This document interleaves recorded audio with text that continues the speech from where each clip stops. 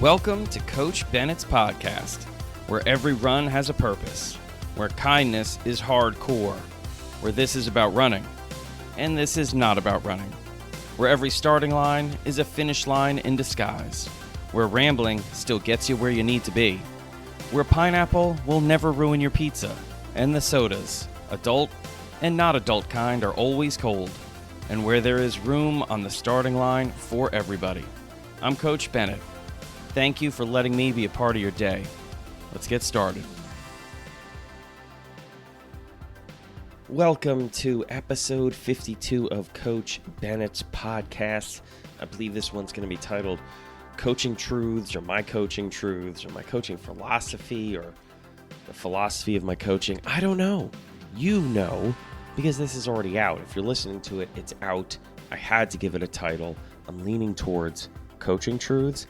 And the inspiration for this is actually a post I did on Instagram a few weeks back where, just a little backstory, about 10 years ago, roughly, I was invited into New York City to Nike's offices. I had been doing different projects for them on and off for a few years prior to that. At the time, I was a high school coach and teacher in New Jersey.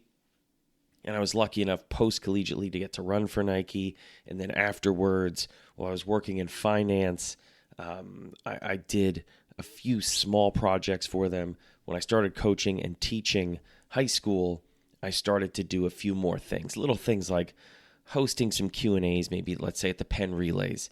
My wife and I, who ran a number of camps and community events, cross-country meets, track meets, sleepaway camps, Sunday long runs for the community, Tuesday night track workouts, all of these different things, Twilight Miles. Nike every once in a while would come by and say, hey, we'd love to support this because we know the community's coming out. And that led to them saying, hey, maybe could you put together some treadmill workouts we want to do at the Fifth Avenue store in New York City in honor of the Nike Free? Or we'd love to have you come in and maybe answer a few questions about a project we're thinking about doing. Anyway, so I thought I was being invited up for just another one of these kind of Q&A sessions where maybe there are a few things, ideas, topics they wanted to bounce off me. And while I was in there, they said, we have a number of athletes that are coming into the stores and they go for runs. And we'd like to know that if you actually were coaching them, that if they had a coach as opposed to kind of a loose-knit group that was meeting, what would you do? How would you handle it? How would you work with them? And I went through a whole long process after I'd asked them a couple of questions. I said, how many days are they coming in? And they said, well, let's pretend they're coming in 7 days a week. And I said, oh, okay. Well, I would treat them like elite athletes. And they're like, well, just wait. They're not elite athletes. They're just people that are going off and running. I said, no, I get that. But I would treat them like they're elite athletes. And they said, oh, well, why would you do that? And I'd say, well, because I respect them. And really, the only difference between someone who's running a couple days a week and someone who's running and trying to, make the Olympics is the time on their watch. I mean, that's really it. I mean, if you think about it, they're all running because they hope to end the run better than they were before they started the run. That's the main kernel of truth here, right? Like that's why we go for runs. We go for runs because we think it's going to make us better. Maybe the professional athletes think that the number one way to quantify what better is did their mile time or 5K time improve as a result of the work they did. So I said I would treat them like elite athletes, which is really just treating them with respect. And then I said, we'd mix up our days. We'd have recovery runs. We'd have long runs. We'd have speed workouts. We'd have a day where we would do kind of longer workouts, like maybe like fartlek, tempo, hill workouts, things like that. And then we'd have other days where we would work out on the track. They said, oh, that sounds really amazing. And they asked, some other questions, like how many people could you get on the track? I said, oh, it doesn't matter. I could get 100 people on the track at the same time. They said, well, how are you going to do that? That seems crazy. And I went through what some groups that get together and have track workouts where they make mistakes when they have different people of different abilities, different fitness levels. And I said, this is how you would do it. And anyway, so we go through this. This takes, I'm guessing, it's 10 years ago, 15, 20 minutes. By the way, if my voice sounds a little weird, It's post Eugene, Oregon meltdown voice. That's what I've got. So if you've ever been to Eugene, Oregon, it's basically like the allergy capital of the world. All right. And if you go there in late spring, I'm talking late May, and that's when a lot of the meets that I need to go to in Eugene are, basically you get swamped with allergens.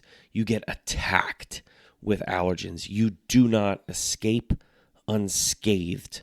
And I had to go 2 weeks in a row. One was for the high school state championships, and then for the Prefontaine Classic. I made it out of the high school state championships because I wasn't there for 2 days. I was there for a day, and it wasn't even a full day. It was like early morning, and I was out by early afternoon. So I got a little cocky. I had to go back the following week, but I was there Thursday, Friday, and pretty much all of Saturday. And I started to notice, really by Friday, so I'd only been there, 12 hours, 15 hours, that something's off. Now, part of it was I'd gone for 2 runs on Breeze Trail, which is gorgeous and beautiful. Lots of plants, lots of trees, lots of nature.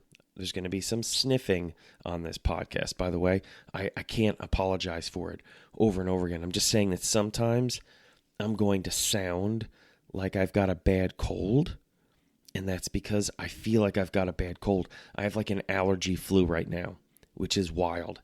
My body is just trying to fight off the fact that I basically feel like I breathed in all that nature sneezed at me. Like if you could imagine nature in the middle of spring just sneezing all at once, like the most dense forest ever sneezing, and all of their little bits of pollen and seedlings and spores and whatever else they got on them just kind of went in the air, and then I sucked it all in, and it went into my nose and my eyes and my lungs.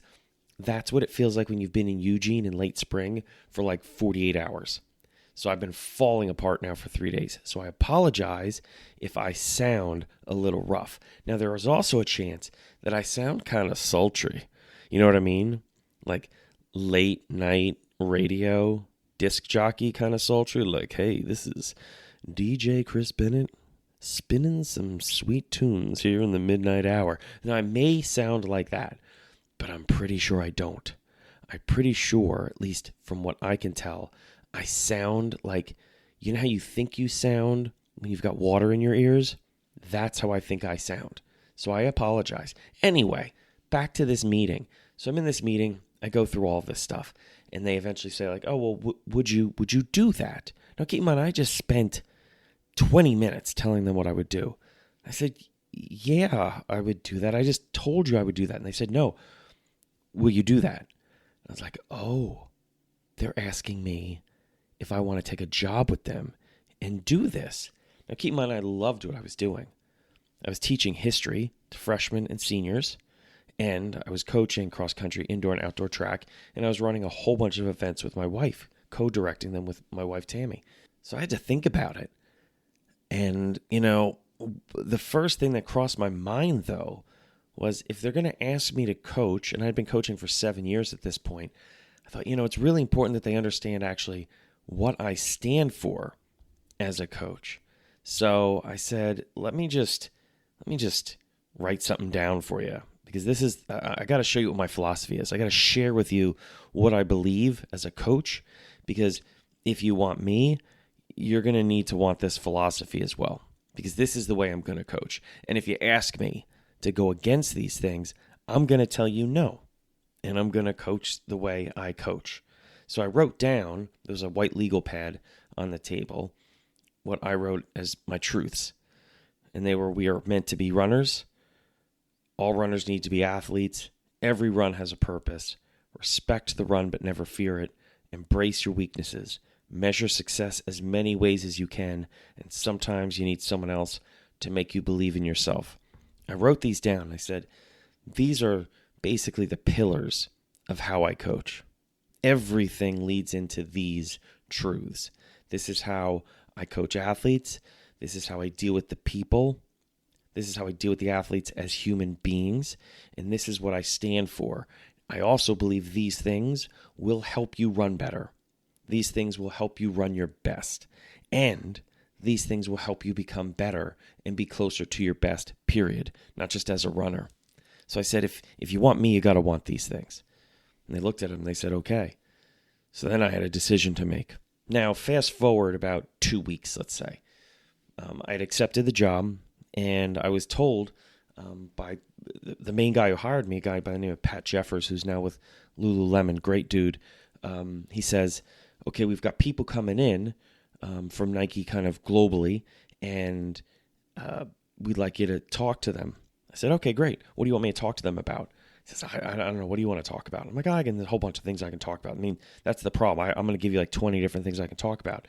And he actually said, why don't you talk about the things you wrote down at the meeting? I said, oh, the stuff like the philosophy stuff? He says, yeah. Because at the time, we were putting together what was at the time called Nike plus NYC Live, ridiculous name, which would become NRC. So I said, okay. Now I think I'm talking to like 5 people. So I show up and I go into this room that's kind of got like stadium seating. There's probably like 150 people in there. I'm like, what is this? And it was people from Nike WHQ, which is out in Oregon. It was people from Nike NYC, Nike North America. And I thought, oh, geez, I had no idea this is who I was talking to. So there it was. They put it up on the screen. And, you know, I didn't go into all of this detail on the post that I put up on Instagram a few weeks ago. I really just called out the fact that it was about 10 years ago that this conversation started with Nike, and these things were written on a pad, and a lot has happened in 10 years. But that philosophy is still my philosophy. And the reaction, I was unexpected, at least on my part. I didn't know how many people were going to write me about the post and what these truths meant to them. So I figured, you know what, I'm gonna talk about it, and I'm gonna talk about each one in detail on the next podcast, because they're important. They're important to me, and obviously, I've heard from you. They're important to you. So there I am at this meeting, and that first one pops up on the screen. We are meant to be runners, and now refer to it as we are all meant to be runners, just so I can be a little bit more explicit. But you got to remember, that comes from the fact that I coached kids. I coached kids at a very important part of their life when they went from middle school to high school, where they start to think of themselves no longer as really kids. It's an amazing shift in the United States from 8th grade to 9th grade, because that's kind of a demarcation line between kids going to school and high schoolers, young adults going to school. There's really no difference between an 8th grader and a frosh, you know.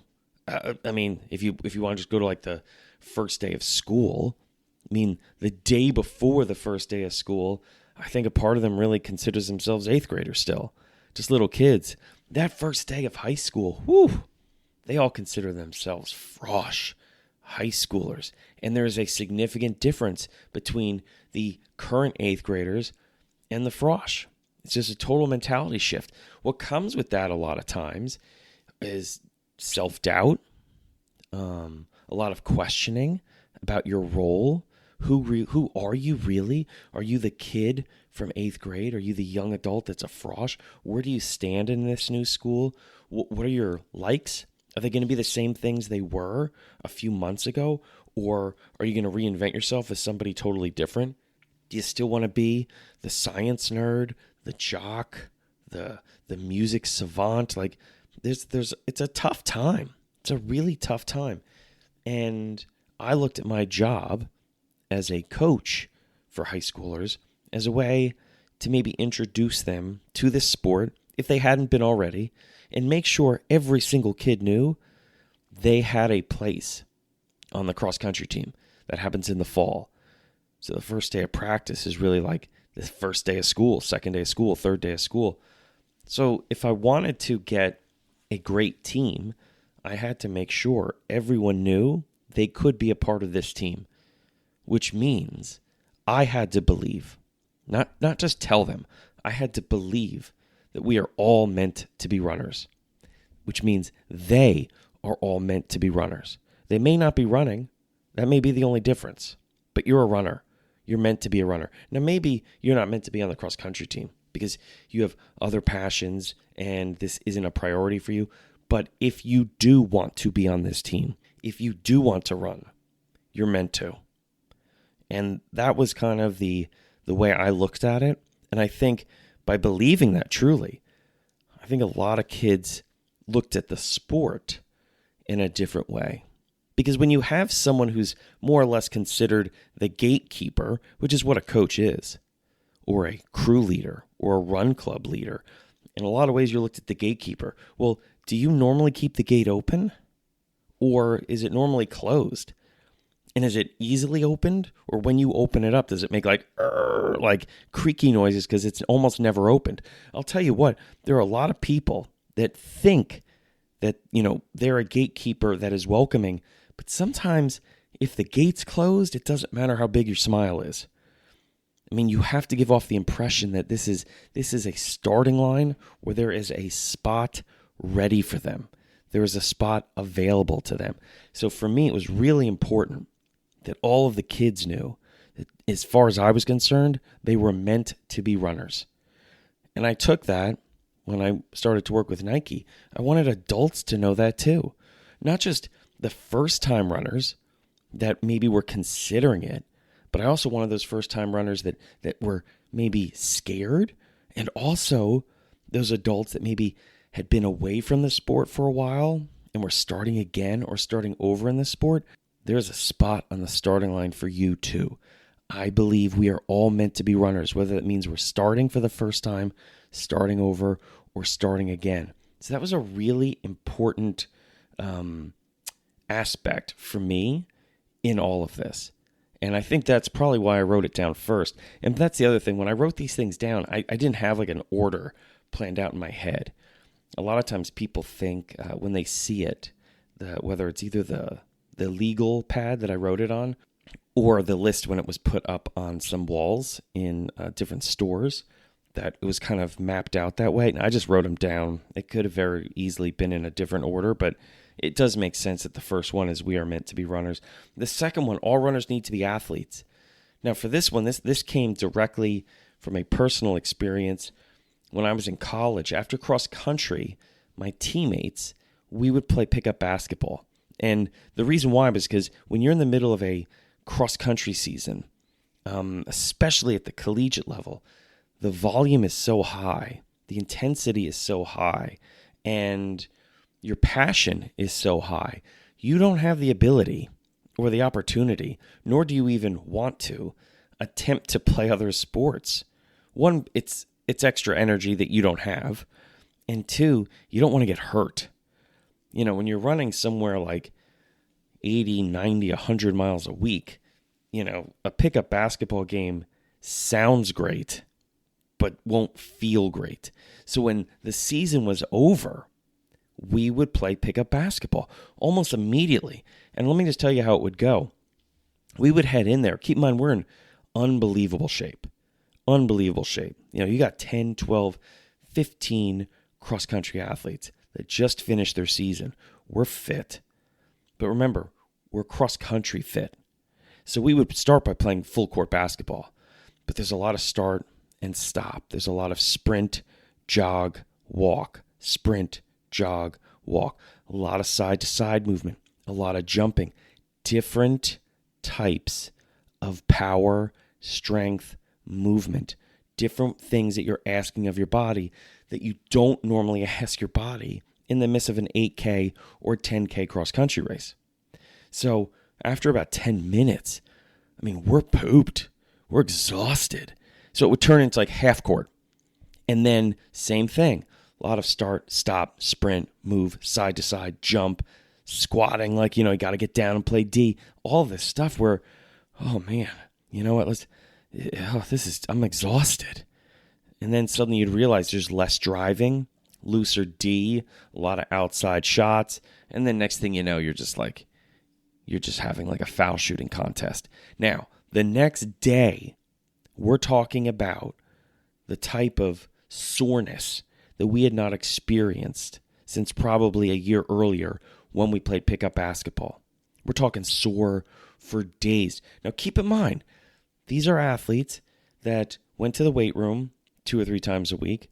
These are athletes that did speed work twice a week, did a long run once a week, did recovery and easy runs 4 times a week.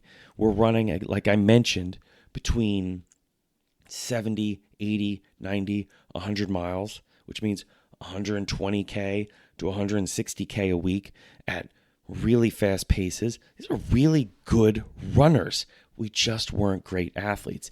And when I was running, which was a while ago in college, the idea of doing a lot of the drills that you now see athletes doing, well, we just weren't doing them. We didn't know to do them. It wasn't until years later that they were even introduced to me. I didn't doing ladder drills and those. It's not what you did. No one was doing them. So the idea that we were becoming better and better runners, we weren't becoming better and better athletes, well, that was never more obvious than during pickup basketball and after pickup basketball. And I remember when I suddenly was tasked with coaching people and having experienced some of the drills post-collegiately, I realized, geez, there's a lot of muscles that I'm not taking advantage of. There's a lot of muscles that are just atrophying when I'm just running. So if I want to get as good as I can possibly be at running, I have to be more than just a runner. The other thing is this. I also realized runners get hurt more than athletes. Let me just tell you what I mean by that. Those runners that are athletic, that are moving side to side, that are strengthening themselves in ways, not just, physically, but mindfully too. They are challenging themselves in ways beyond the run, are getting hurt less than the people who just solely run. That stuck out to me too. So when I started coaching high school, I was like, you know what we're going to do? We're going to become better athletes and better runners. And I bet if we become better athletes, we're going to become much better runners. And one of the reasons why is because we're going to get hurt less. So one of my other kind of subset rules or truths is you always want to be stronger than the running you're doing. You always want to be a better athlete than the runner you are. Because that way you can take on the challenges of running and have that insurance of the athleticism, the strength of the athlete, and that way hopefully you won't get hurt. So that's where the second one came on. That's where the second truth came from. The third truth, every run has a purpose. That's one that a lot of people know about. A lot of people have heard me say. Every run has a purpose came from me coaching high school. I wanted the athletes to know why we were doing the run we were doing. When I sent them out on a recovery run, I wanted them to know why we were taking an easy day. I wanted them to know why sometimes the recovery run was a little bit quicker than the recovery run the day before. I wanted them to know why it was 45 minutes and not 60 minutes or 60 minutes instead of 45 minutes. I wanted them to know why we were doing the track workouts we were doing. Why were we doing 400s and 800s and 1200s and 1Ks? Why are we doing tempo runs? Why are we doing fartlek? Why are we doing hill workouts? I wanted them to understand the why. Because if they knew the why, they were going to be better able to take on the workout. And I found they'd be more motivated to take on the workout because they could associate it with a benefit. I never understood why coaches would not tell their athletes the workouts they were doing until I realized most coaches have no idea why they have their athletes doing the workouts. Well, for me, that's moronic. Don't give your athletes work when you don't know why they're doing it. You may be giving them the wrong work. So you better understand why they're doing it. But also, if they ask, tell them. They will be better athletes for knowing. Because if your athletes can become better coaches, they will become better runners. The other thing is, I wanted the athletes to understand that there are more purposes beyond just the running ones. Sometimes we're taking a recovery day and we're going into the woods on that single track trail where there's lots of switchbacks, and I know you can't run a good pace in there, but today isn't about that. Today is about movement and telling some stories and having a good time, and the pace is not even secondary or tertiary. I don't care about the pace.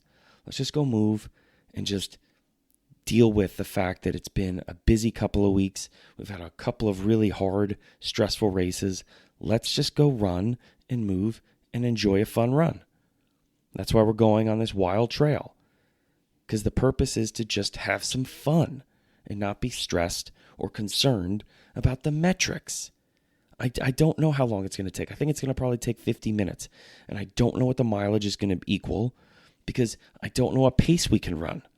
Because sometimes the switchbacks, if it's raining, are even a little slippery. And, it doesn't matter. That's not the main purpose. The main purpose is to get together with the team, BS, have some fun, and relax. And guess what? We're also going to be moving and running. We're also going to be going side to side of all those switchbacks. So we're working on some athleticism too. Yeah. Anyway, that's the point. Every run has a purpose.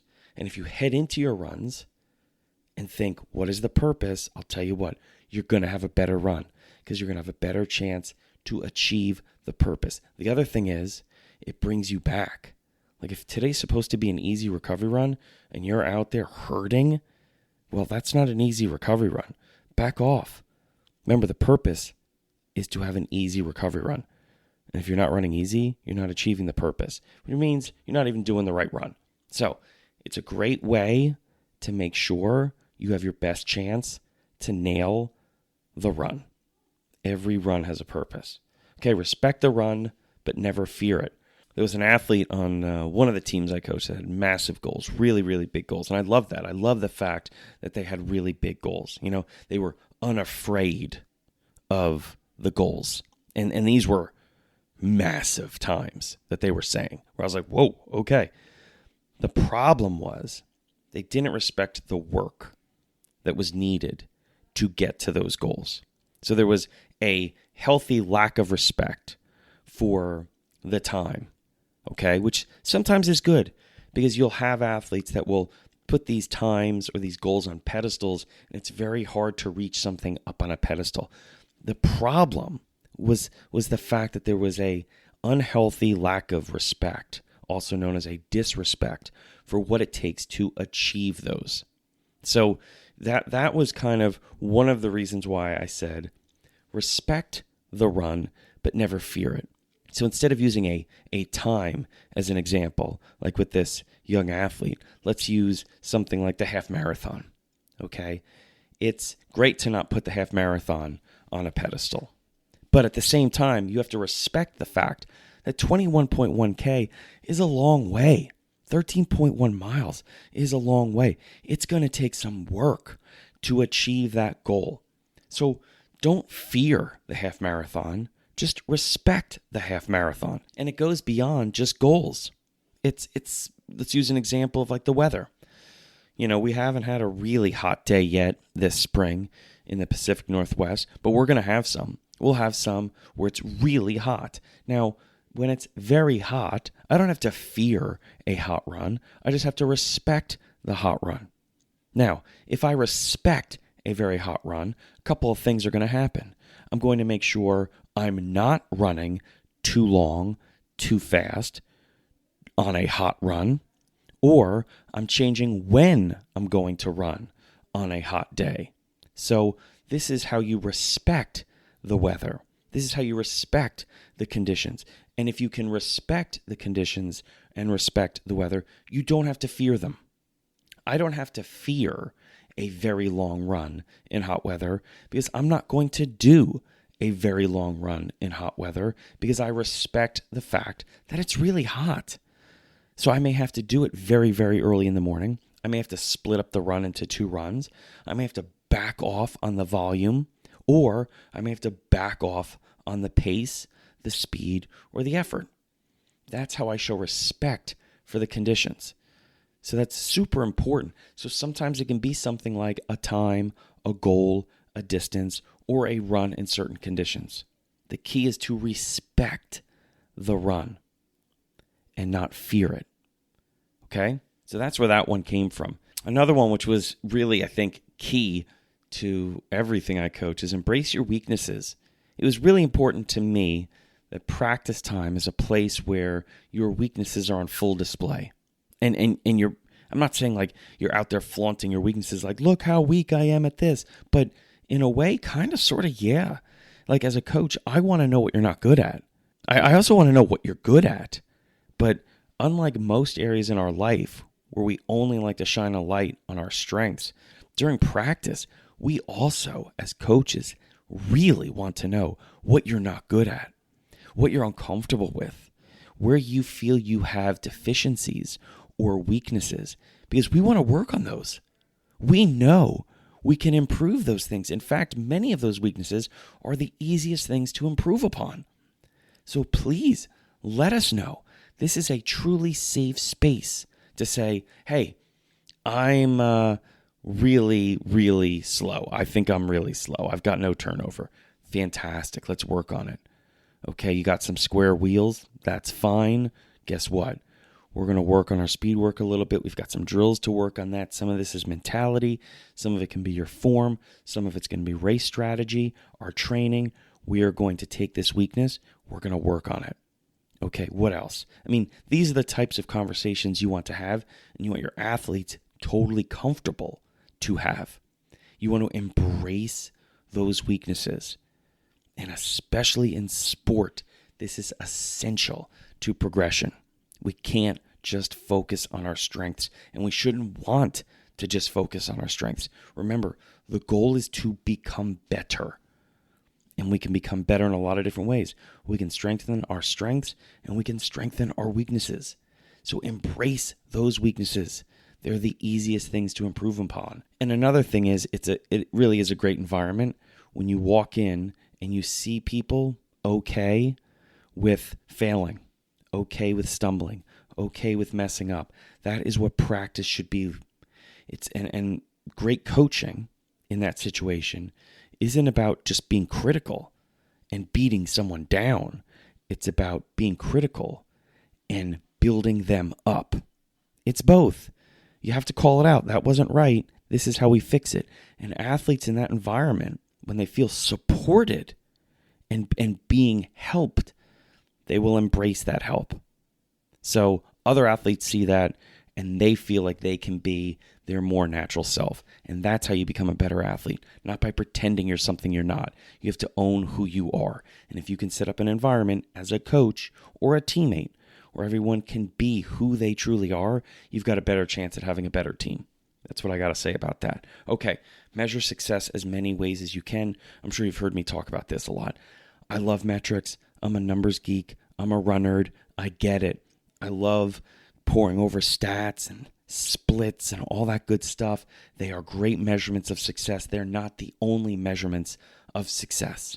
There are so many other measurements of success. There are so many other ways that you can look at a run or a race or a period of training, a race strategy, how you supported yourself, how you supported your teammates that go beyond numbers. Measure success as many ways as you can, and guess what's going to happen? You're going to find more success. I had a number of conversations this past weekend at the Prefontaine Classic with a whole host of people, and oddly enough, I think maybe it was because we were watching races that weekend and we're all just a bunch of running geeks, we were talking about this specifically, and I said, if I asked you what your best 5K was, you probably wouldn't tell me the race that you had your personal best time. If I said, what was the best race you ever ran? It probably wasn't a race where your personal best was set. More often than not, there's a story to it. There's context. It was crazy windy, and a bunch of the competitors that always beat me, they kind of broke. I hung in there. I stayed tough. I had this great race. I beat like 9 people I'd never beaten before. I scored for the first time ever on my team. These are the kind of questions we go, oh, so you're measuring the success of this by more than the numbers.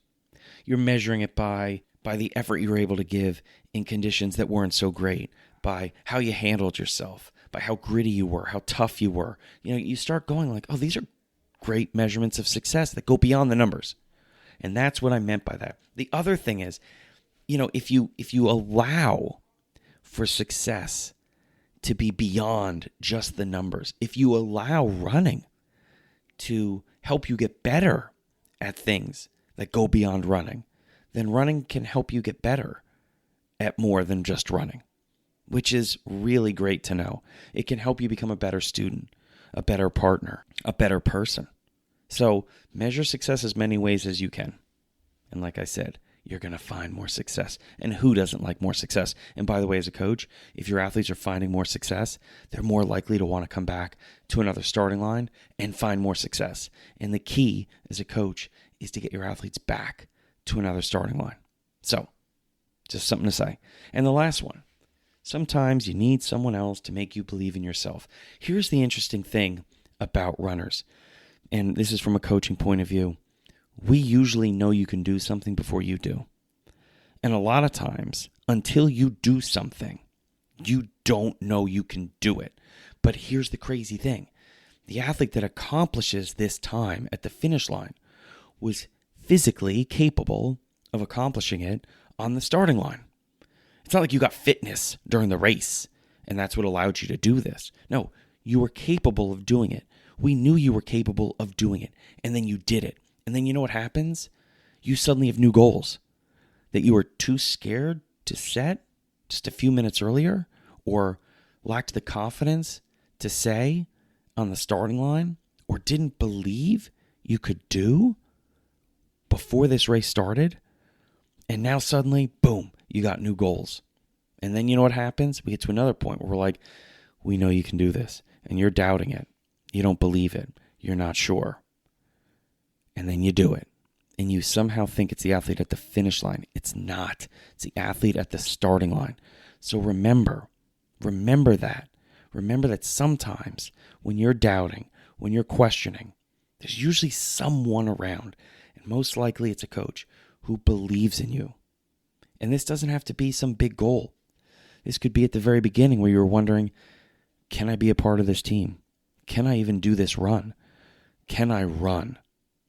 And remember, if you sometimes need someone to believe in you when you don't believe in yourself, someone else you know needs someone to believe in them before they can believe in themselves. Maybe you can be that person. Maybe you can be the one that says, I believe you can do it. And that's okay for right now. You'll catch up, and eventually you'll believe too. But until then, it's enough that I believe. We all need someone to believe in us. And it would be great if we believed in ourselves. But many times we don't. So maybe be that person in someone else's life that believes in them. So that was the last truth that I wrote down. And that became, like I said, the foundation for NRC back in the day, 10 years ago. And here we are, 10 years later, talking about them. So thank you for listening. Thank you for listening to this episode. Thank you for listening to all of these things that I've said for the last 10 years. And if one of them meant more to you than another, I'd love to hear about it. Or if some of them have resonated with you, I'd love to hear about that too. Or if you've somehow brought them into your own coaching or your own running or just life, I'd love to hear about that too. Let me know. And until next time, that next episode, which will be episode 53, which is wild. And I just can't believe it. 53. Woo, it's happened so fast. And we're coming up, by the way, on the year anniversary. Middle of June will be the year anniversary of this podcast. I feel like I've been doing it for a decade at this point. But yeah, it hasn't even been a year. So that year anniversary is coming up. So if there's some topics or a topic you'd like me to, cover as we get to that year anniversary, let me know that too. Send it to the mailbag. Shoot me a DM. You know how to reach me. But as always, thank you so much for listening. Thank you for sharing the podcast. Thank you for rating it, reviewing it. I really appreciate it. And if you haven't already, maybe check it out, maybe share it with a friend, teammate, family member. Maybe leave a review. I always appreciate a review. So thank you again. Thanks for listening. Take care of yourself. Take care of each other. I'll meet you on the next starting line. Thank you so much for listening to Coach Bennett's podcast today. And if you're not already following or subscribed to the podcast on whatever platform you're listening, well, I really wish you would because it helps a lot. Also, check out the show notes because you'll find a link to Coach Bennett's newsletter, as well as all the social media sites that I'm on. Places like Threads and Facebook and Instagram and Mastodon and YouTube, and even the artist formerly known as Twitter, whatever that dumpster fire is called today. You'll find a link to it because I'm on there. Thank you so much again for listening, and until next time, take care of yourself.